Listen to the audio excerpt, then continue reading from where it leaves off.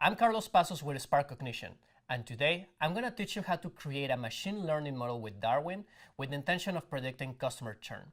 This is a very important problem in industries like telecommunications, finance, and any other services industries. They allow these companies to be able to tailor marketing strategies so they can retain their customers. Today, we're going to use a data set from the Kaggle.com competition site. This set includes customer personal data, such as demographic data, types of services they use, and how they use these services.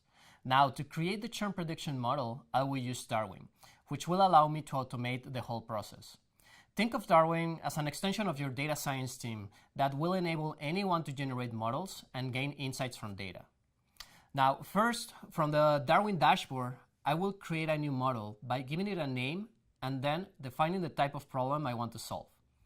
In this case, I want to predict a category that is whether or not the customer will leave. After that, I will just upload my data and then we'll select what is the column that I want to predict. In this case, I will select the churn column. Once that is done, I will need to specify the training time.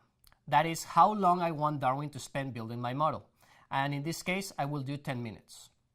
Here I have other advanced options where I can define how to treat different scenarios during the model building process. But this time, I will let Darwin do everything for me and start building the model.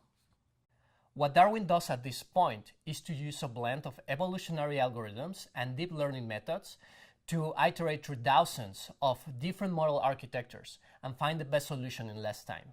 So this is my final model, and I can see relevant information like the loss, accuracy, the way it was configured, explore my training results, and compare the predictions of the model against the training data. A very important part of this is that I also get information on how the model was created. I can see the actual algorithm that it was used and also the feature importance, showing me what variables are the most relevant for my problem. Now, Darwin is not a black box, and this kind of information is useful to further improve models, but also sharing it with the rest of your team.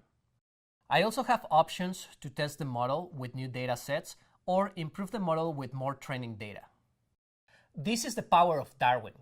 In just 10 minutes, we have created a classification model by simply uploading our dataset and let Darwin do everything for me. If you want to experience this same power with your own dataset, go to sparkcognition.com/Darwin trial.